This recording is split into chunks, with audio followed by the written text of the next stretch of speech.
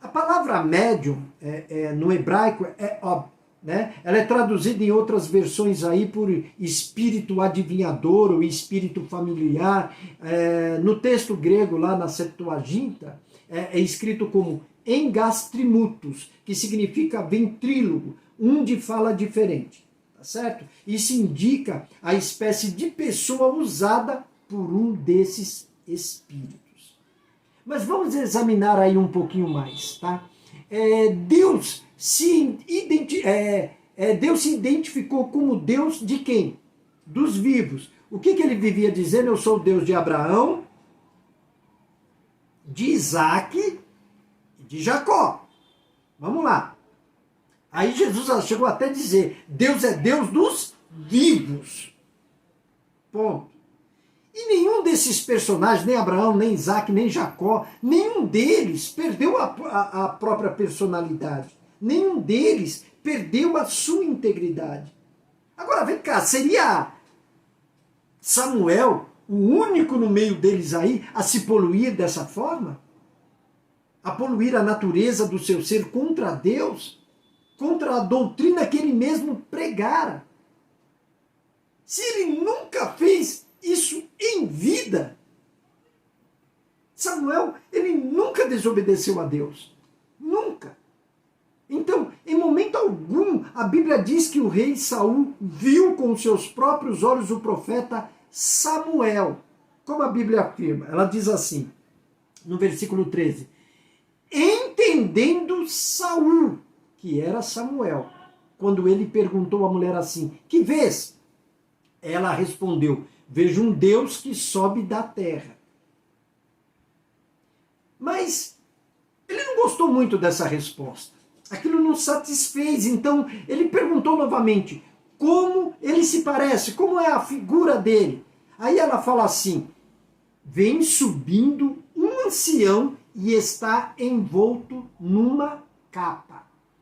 Então a Bíblia diz então que Saul entendeu que era Samuel.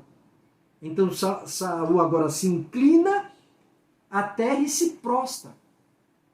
Então, o que Saul deduziu dessa visão dessa mulher? Que o vulto que subia da terra, o vulto que ele não via, era o profeta Samuel. Então a gente tem que se atentar aqui que apenas a médium diz estar vendo. As conclusões aí de Saul são as declarações dela, que falta muito com a verdade. Saul não viu, nem ouviu. Ele foi induzido por aquilo que essa mulher, que essa espírita falava.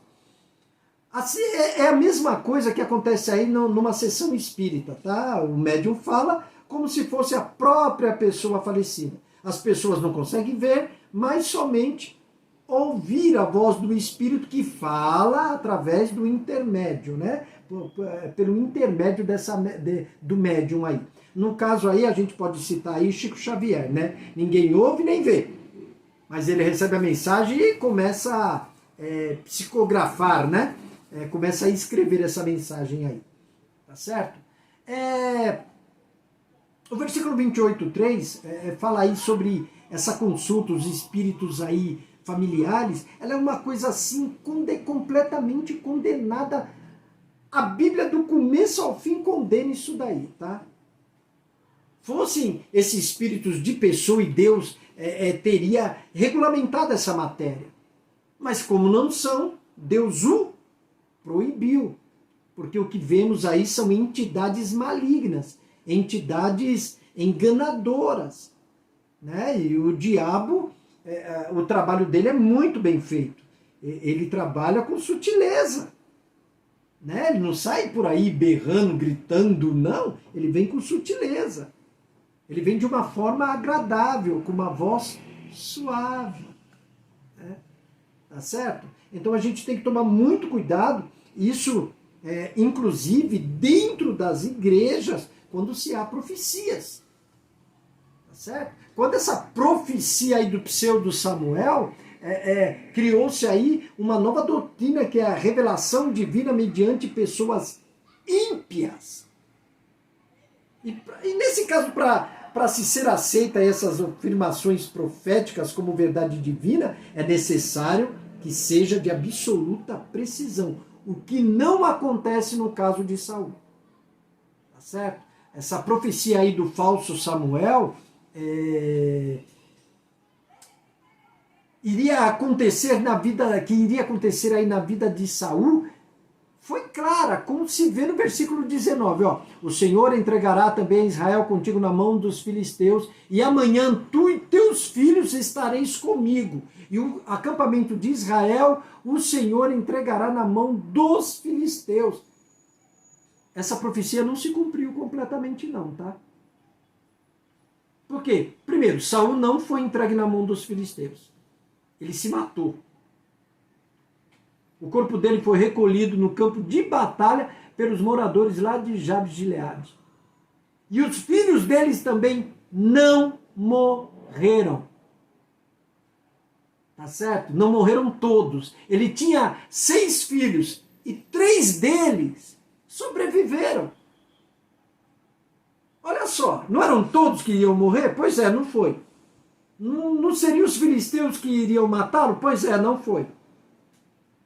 Já vimos falhas aqui, né? Para as pessoas estarem alegando aí que realmente era Samuel. E assim, gente, grandes nomes da teologia e homens sérios, tá? Eles dizem que era Samuel. Às vezes dá a impressão que eles fizeram como a maioria da gente que é leigo, né? Leu até um pedaço e esqueceu de continuar a história. A história, ela tem uma continuação. Certo? Ela continua. Ela não para ali, não. Entendeu? Ela vai à frente. Quem morreu aí desses 6 filhos de Saul? Foi Jonatas, Abinadab e Malquizua. Foi esses 3 que morreu. Tá? E esses fatos aí já mostram uma contradição aí dessa profecia. Está escrito que o Senhor era com ele e nenhuma das palavras deixou cair em terra. É claro que não foi Samuel quem se manifestou aí. Tudo não passou de uma fraude, da artimanha de um espírito maligno. Tá certo? Então Samuel diz assim, ó. Primeiro a gente começa assim. Amanhã tu estarás comigo. Peraí. Quem serve a Deus está onde, segundo as Escrituras? No seio de Abraão. Aí, a gente viu que esse cara aí, ele veio da terra. Ele não veio de cima, do seio de Abraão, para falar com Saul. Esse pseudo Samuel veio da terra. Não tem como acreditar nisso. Quem morre em Cristo, quem morre em Deus, quem morre no eterno, está com o eterno. Aonde? No seio do Abraão, no lugar de descanso, no paraíso. Está repousando. Já está gozando do bem da vida eterna, que somente Deus pode conceder. Somente Ele.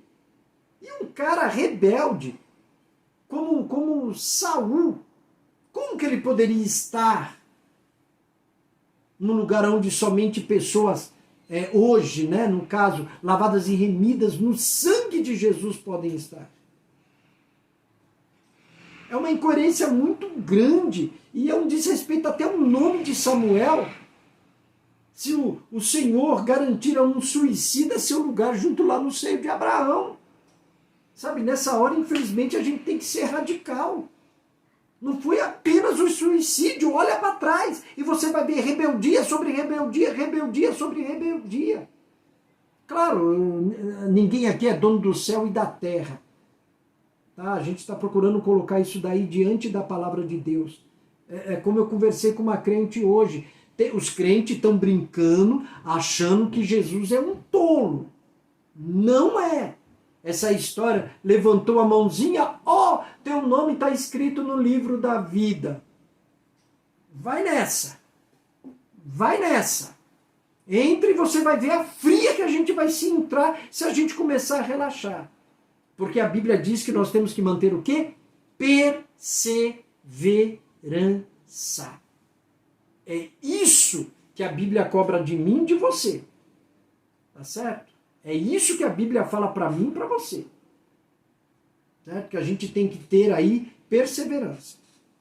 Então, assim, ó, admitir que o profeta Samuel apareceu aí nessa sessão espírita e conversou com o rei Saul é negar a moral de Deus. É negar. Tá? Eu sei que esses teólogos, eles tiveram uma atitude respeitosa. O que eles colocaram foi a opinião deles, como eu coloco a minha. Tá certo? Mas, infelizmente, nesse sentido, aí não. Aí a gente está negando a moral e o caráter de Deus. Aí não, aí nós estamos usando simplesmente a nossa mente. Falha. Se o Espírito de Deus se afastou do rei Saul, se Deus não respondia mais a ele, pelos meios, pelos sacerdotes, não respondia por sonhos, como você teve, Elaine, essa revelação em sonho, que é muito séria, tá certo? E se não respondeu nem mesmo pelo profeta, olha só, Deus nunca mais procurou Saul. Nunca mais. Nunca mais o profeta Samuel. Eu vou falar assim, vamos deixar Deus de lado agora um pouquinho, vamos pôr de lado entre aspas. Vamos colocar Samuel. Samuel nunca mais procurou Saul. O profeta, Deus disse não, chega, basta. Basta. Gente, a gente serve o mesmo Deus. Essa conversinha fiada do Deus do Velho Testamento e Deus do Novo Testamento, muita gente vai quebrar a cara. O Deus é o mesmo. Agora, sabendo do caráter do nosso Deus, da sua santidade, será que o nosso Deus ia permitir que Samuel falasse com Saul numa sessão espírita, proibida por ele, o Eterno? Será que Deus iria permitir isso? O que a gente aprende aí? Que a desobediência sempre traz o juízo divino. Então, a consulta aos mortos é proibida. Ponto final. E qualquer tentativa aí de se estabelecer contato aí, com os da região dos mortos é desobediência aos preceitos de Deus. E as consequências serão o quê? Trágicas. Serão trágicas. Sabe? Lá no grupo de discipulado, lá nós vamos começar aí uma matéria que eu vejo por importante, porque a alma das pessoas, as igrejas estão lotadas, né? Seja qual religião for, tá? Seja qual for a religião, os bancos estão lotadas de pessoas vazias. Vazias. É por isso que o pessoal gosta de lugares com gritaria, com barulho, sabe por quê? Porque estão vazias. Sabe o que a psicologia diz? Por que as pessoas gritam? As pessoas gritam porque elas querem ser ouvidas. Não é isso que a psicologia é? O que a psicologia diz? Por que a pessoa gritou? Porque ela quer ser ouvida. Teve um escândalo dentro de um shopping aí, o segurança não fez nada. Uma mulher lá começou a acusá-lo de homofóbico, e o rapaz, na serenidade dele, aquela gritaria, aquele berro todo, só provou o quão errado aquelas pessoas estavam. Elas querendo ser ouvidas, ao contrário, o que foi visto nela foi malignidade, foi maldade, foi gente sem moral, sem caráter. Enquanto isso, o rapaz lá, o segurança, manteve a calma. O rapaz foi ouvido, mas aquele pessoal, aquelas mulheres que estavam lá berrando, sei lá, parecia, um tipo de um animal, aí ficou lá berrando, acusando o rapaz injustamente. Olha só, a que ponto... Será que a psicologia está errada nesse... Não, está certíssima. Ela começou a gritar porque ela queria ser ouvida. Além de ser ouvida, ela foi vista. Né? Foi ouvida como uma pessoa que parecia um animal pronto a devorar a sua presa, e foi vista como uma pessoa mau caráter. Olha só o que deu a gritaria dela. Deu nisso. Enquanto isso, o rapaz que manteve a calma e a postura foi visto como um ótimo soldado. Então a gente tem que tomar muito cuidado. Irmão, eu canso de falar, eu creio na profecia, creio nos dons de Deus, claro que eu creio. O que eu não creio é em brincadeira com o nome de Deus. Deus é santo. Eu sempre me lembro daquela passagem de Isaías 6 lá. Santo, santo é o Senhor, santo, santo, santo é o Senhor dos exércitos. Ele é santo. Eu coloquei lá no último capítulo, lá do capítulo 22 de Apocalipse, eu coloquei lá o versículo. Deus é tão poderoso, ele é tão Deus, que Jesus, quando tiver realizado tudo, vai fazer o quê, segundo Paulo? E segundo o que nós sabemos, vai pegar o reino e entregar para quem? Para Deus, porque ele é o dominador. Ele sim é Deus, soberano sobre todas as coisas.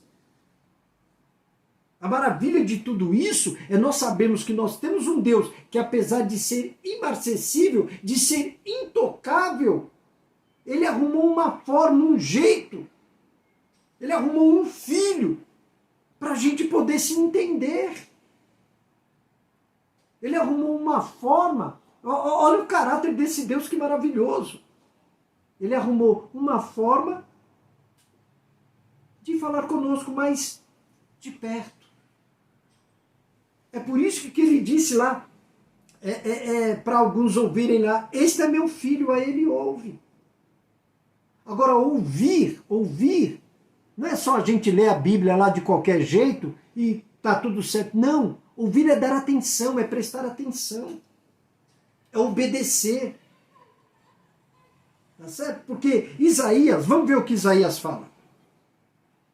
Com relação à consulta de necromantes aí. Isaías 8, 19 e 20 diz assim: quando vos disserem, consultai os necromantes e os adivinhos que chilreiam e murmuram, acaso não consultará o povo ao seu Deus?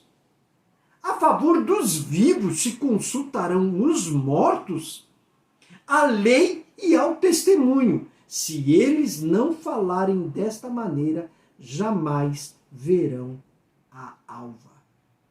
Ou nós falamos de acordo com a palavra de Deus, ou buscamos a Deus como devemos buscar, ou a coisa vai ficar feia para o nosso lado. Eu não me canso de falar. Algumas igrejas aí têm mania de dizer, o diabo aqui não entra. Entra sim, entra tanto que o espírito de engano invadiu ela. De tanto que entrou. Em vez do culto ser para Deus, não é. Em vez dos hinos, presta atenção nas músicas que nós cantamos. Em vez de ser músicas de adoração e honra ao Criador, não é. A maioria não é.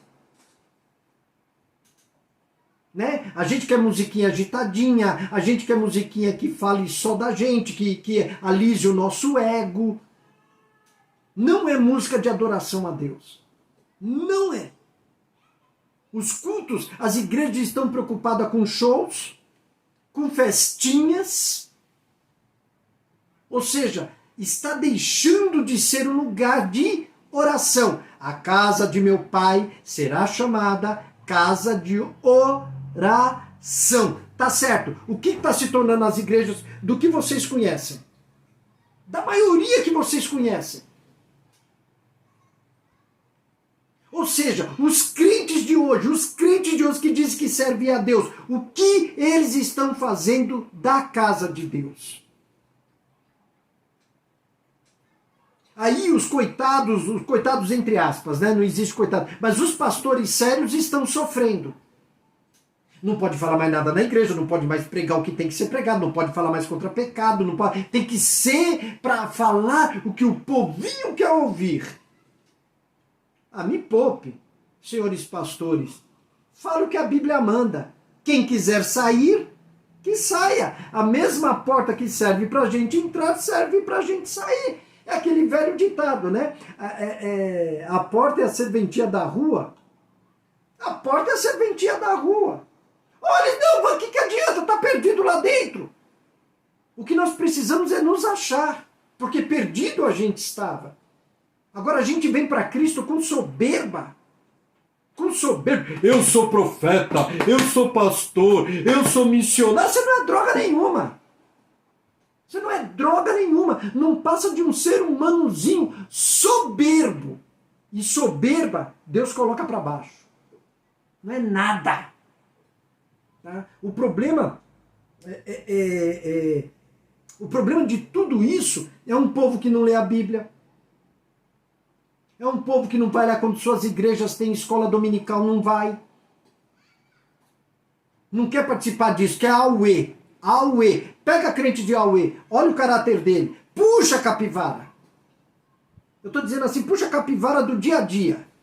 Vê se realmente ela é tudo aquilo que ela demonstra dentro da igreja. Vê se a pessoa é tudo aquilo. Gente, eu conheci pastores que queriam receber salário da igreja, mas não queriam visitar as ovelhas. Que raio de pastor não visita ovelha? Que droga é essa? Que coisa é? Que coisinha é essa? Se são os pastores que alimentam. Agora, geralmente, alguns pastores, claro que não são todos, que como eu falo, eu acompanho entre aspas, mas eu vejo vídeo de muitos pastores bons aí. Bom no sentido assim, homens de palavra que procuram ser o mais coerente possível com as escrituras, sabe? Mas o nosso trabalho é esse, é visitar, é orar, é clamar a Deus, é buscar a Deus. A Bíblia ela dá uma ordem que há anos eu não vejo mais ninguém pregar, aqueles que dizem cuidar da igreja. E a ordem é essa: congregai o meu povo, santificai o meu povo no tempo do fim. Reúnam os jovens, reúnam os velhos, as crianças. Reúnam, para quê? É uma convocação para oração, para humilhação, para busca ao verdadeiro Deus. Mas é claro, nós estamos ocupados com tantas coisas, né? Para que Deus? Já tem um Deus mesmo, meu nome está escrito no livro da vida. Cuidado para você mesmo não usar uma borracha para apagar. Cuidado. Porque a gente pode se tornar um Saul da vida.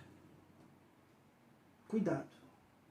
Tá certo? Então aí, era só isso, eram essas dúvidas, né? Então, como nós vimos lá, Jefté não sacrificou a sua vida, ele era um conhecedor das Escrituras e jamais ele faria um holocausto daquele. Mas ela morreu virgem, não se casou, que para eles era algo muito sério casar e ter filhos.